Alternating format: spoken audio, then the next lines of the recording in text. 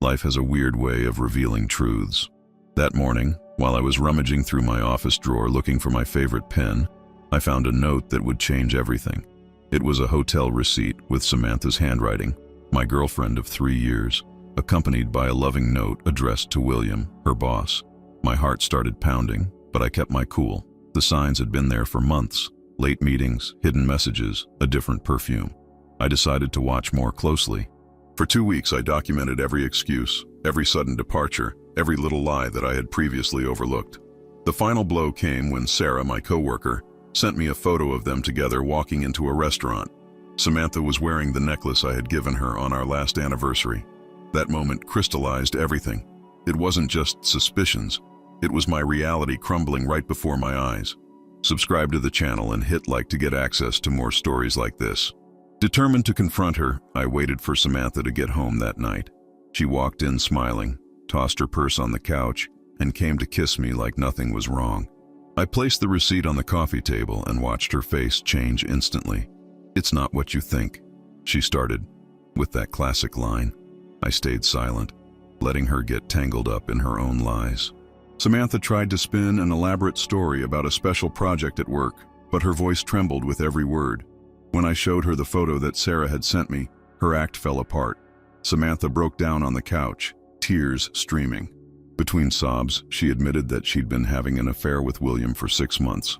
She claimed it wasn't planned, that it just happened naturally during the long nights at the office, that he made her feel special. I kept my composure even when she tried to flip the situation on me, saying I was always busy and never gave her enough attention. "You could have talked to me, ended our relationship, done anything except cheat on me," I replied calmly. Her reaction to my calm was surprising. Suddenly the tears stopped. Her face took on an expression I had never seen before. Cold, calculated.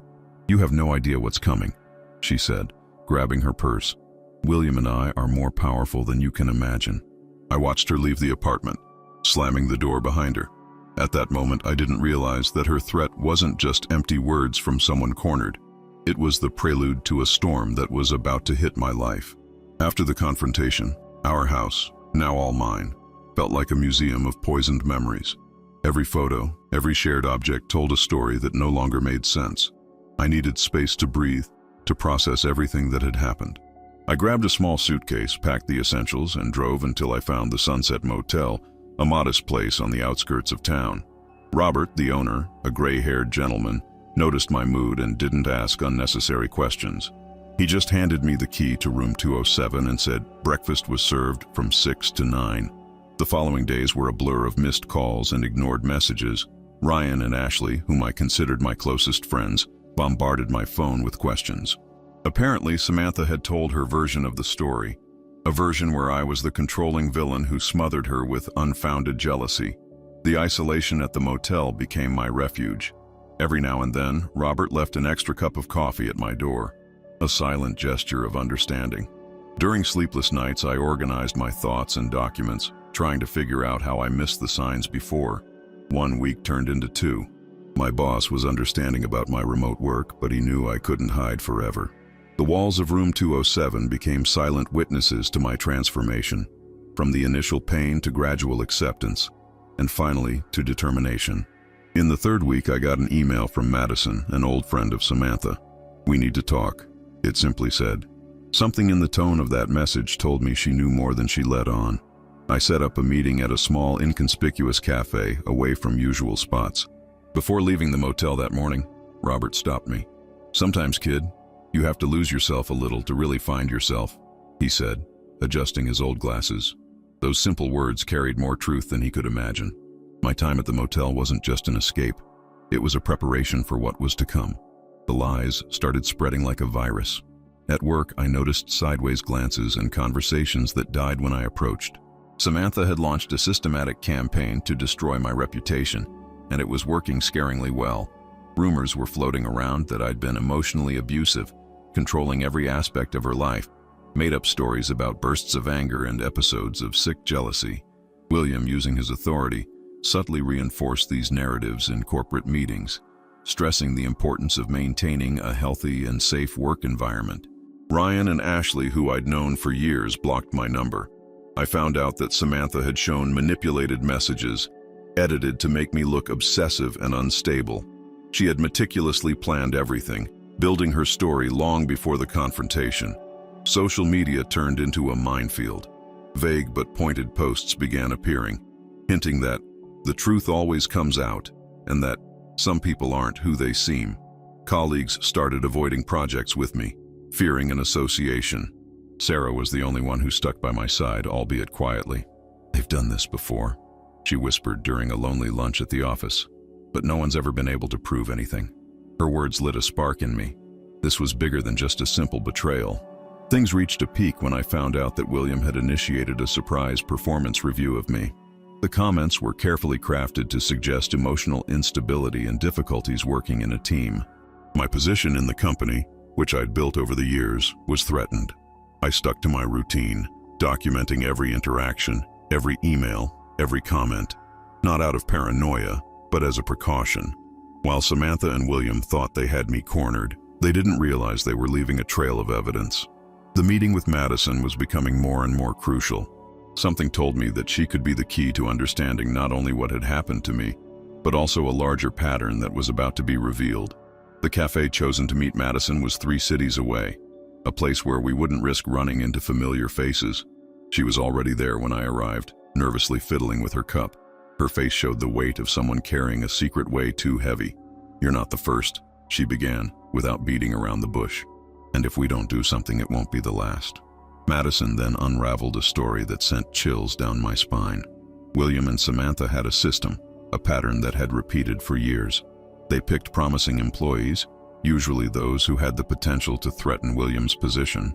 Samantha acted like bait, getting romantically close if the person was single, or building a tight friendship if they were already committed. Meanwhile, she gathered information, vulnerabilities, secrets. William watched from afar, waiting for the right moment. "Brandon was the first I heard about," Madison continued, pulling an envelope from her bag. Inside, there were photos, newspaper clippings, screenshots of emails. Brandon was a bright junior manager 3 years ago. Samantha seduced him. William made a move on them, and his career was ruined. He moved out of state and never recovered professionally. There were others after Brandon. Jennifer, who was accused of stealing ideas. Michael, who supposedly harassed Samantha. Every story followed a similar pattern: approach, manipulation, destruction. William maintained his corporate kingdom by eliminating threats, and Samantha was his secret weapon. "Why are you telling me all this now?" I asked, studying the documents. Madison took a deep breath, tears welling up in her eyes. "Because I helped," she confessed. "At first, I didn't even realize what was happening. By the time I did, I was in too deep. They've got something on me too, and they keep me quiet about it." Madison continued revealing details about the scheme. William wasn't just destroying careers, he was stealing his victims' ideas and projects, building his reputation on other people's work. Samantha was getting promotions and hefty bonuses for her role in the scheme. "But you're different," Madison said. "Your reaction caught them off guard. They expected an explosion, something they could use against you. Your calm scared them." Then she mentioned something that changed everything. Mrs. Thompson, William's wife, was starting to get suspicious. Before leaving, Madison handed me a USB drive. "Here's everything: emails, chats, documents, including proof of how they faked evidence against others. I can't be part of this anymore." Her hands were shaking. "But be careful. They're vengeful and have contacts throughout the industry." I left the cafe with my mind spinning. What started as a personal betrayal had turned into an elaborate conspiracy. Samantha's threats that night took on a new meaning. Not just the anger of someone caught red-handed, but the fear that her scheme might actually be exposed. As I drove back, I began formulating a plan. With Madison's evidence and a possible ally in Mrs. Thompson, there might be a chance not only to clear my name, but to bring justice to all the previous victims. The contact with Mrs. Thompson had to be discreet. After a week of going over Madison's material, I sent a bouquet of flowers to her home with a card that had only my number and the words, "About William and Samantha." 3 days later, I got a call from a private number. We met at a traditional tea house on the outskirts of town. Mrs. Thompson, Catherine as she preferred to be called, had a natural elegance that contrasted with the pain in her eyes. "How long have you known?" I asked gently. "Since the beginning," she replied. "But now I finally have enough proof." Catherine revealed that she'd been collecting evidence for months. credit card statements, call records, recovered emails. William had grown careless, too confident in his power. He even hired a private investigator who documented several meetings between him and Samantha. "It's not just about the affair," Catherine explained as she opened her folder. "It's about years of manipulation and corporate harassment. William built his empire by destroying people." Then she shared her own shocking discovery. Part of the money diverted from company projects was used to buy the silence of former victims. We compared our evidence. Madison's material perfectly complemented Catherine's findings.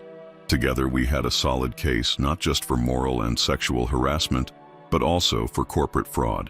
"The company's annual party is in 2 weeks," Catherine said. "All the directors and shareholders will be there. This is our chance." We developed a meticulous plan. Catherine, as the CEO's wife, had unrestricted access to the event venue. She would ensure that all the evidence was presented at just the right moment. I would stay in the background, letting the truth come out naturally. "We need to get Brandon back," Catherine suggested. "His story was the first. Having him there will make a powerful statement." Through Madison, we managed to locate him. Initially reluctant, Brandon agreed to participate once he realized he wasn't alone. Sarah also joined our cause, offering to coordinate with other employees who had witnessed William and Samantha's behavior over the years. Every piece of the puzzle was falling perfectly into place.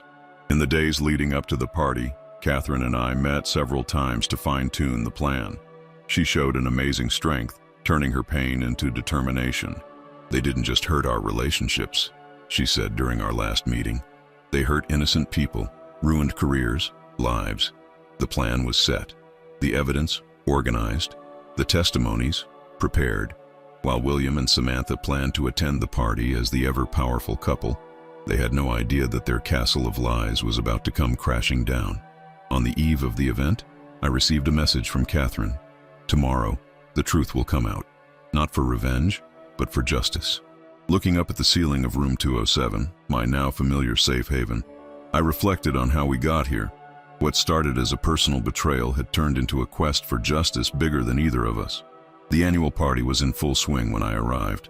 The hotel ballroom was packed with executives and employees, all dressed in their finest. Samantha and William mingled like corporate royalty, completely unaware of what was about to go down. Catherine had planned everything meticulously. Brandon was positioned discreetly near the bar, unrecognizable in his sharp suit. Years away from the company had changed him. Madison had taken up a strategic spot near the stage where the night's speeches would be given. The first act began when William took the stage for his annual speech. He talked about integrity, innovation, and teamwork, words that rang hollow for those who knew the truth. It was at that moment that Catherine made her move. The lights in the ballroom dimmed, and a presentation began on the screen behind William. Emails, photos, documents, all arranged in chronological order, showing the pattern of manipulation over the years. William froze on stage, his face slowly turning pale. Catherine took the microphone, her firm voice echoing across the room. "For years, you all knew only one version of the truth. Today, you're going to hear the whole story." The evidence kept rolling in, records of suspicious bank transfers, compromising conversations, video testimonials from ex-employees. Samantha tried to slip away quietly, but Madison blocked her exit. Brandon emerged from the shadows, sharing his story publicly for the first time. Others began to speak up, voices long silenced, finally finding the courage. Samantha's face twisted into a mix of anger and panic. She tried shouting accusations at me, but her voice was drowned out by more evidence appearing on the screen, including recordings of her talking about the scheme with William. The shareholders present watched in horror as years of corporate fraud were exposed. The board, sitting in the front row, was already on their phones, probably calling lawyers.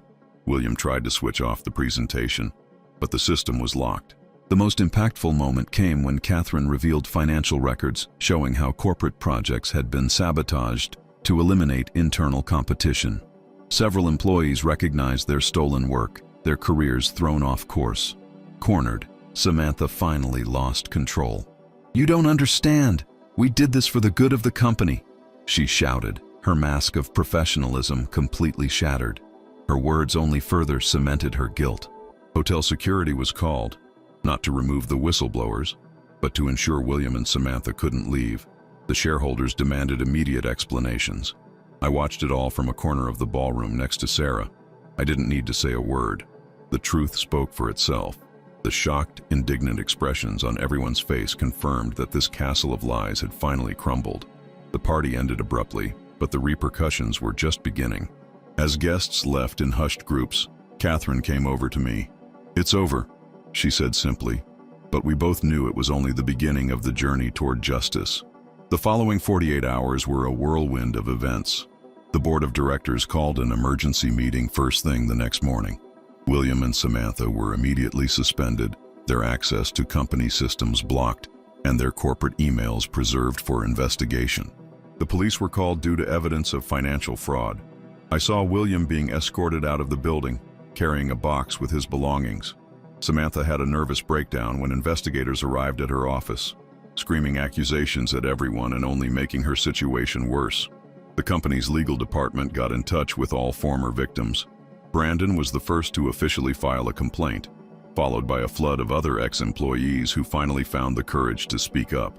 The office felt like a hive of activity, with lawyers and auditors filling every available meeting room. Catherine, showing admirable dignity, gave one interview to the corporate press, explaining how she uncovered the scheme and gathered the evidence. Her honesty and composure earned everyone's respect, turning her from a betrayed wife into a corporate heroine. Madison cooperated fully with the investigations, providing crucial details about how the scheme worked. In exchange for her cooperation, she received administrative immunity, though she later decided to resign to start fresh at another company. Sarah was promoted to head the department's restructuring, a natural choice given her integrity throughout the process. She immediately put in place new whistleblower and employee protection protocols to ensure nothing like this could happen again. Williams' lawyers tried to negotiate a deal, but the shareholders wouldn't budge. The financial losses caused by his schemes were too extensive to ignore. Meanwhile, Samantha couldn't even keep legal representation. Her compulsive lies made it impossible to build a coherent defense. The Human Resources Department launched a complete review of all dismissals and transfers from the past 5 years, identifying patterns of harassment and manipulation that had gone unnoticed. Several careers that had been unjustly derailed began to be restored. Ryan and Ashley, my old friends, tried reaching out, clearly embarrassed for having believed Samantha's lies. Their apologies went unanswered. Some bridges, once burned, can't be rebuilt.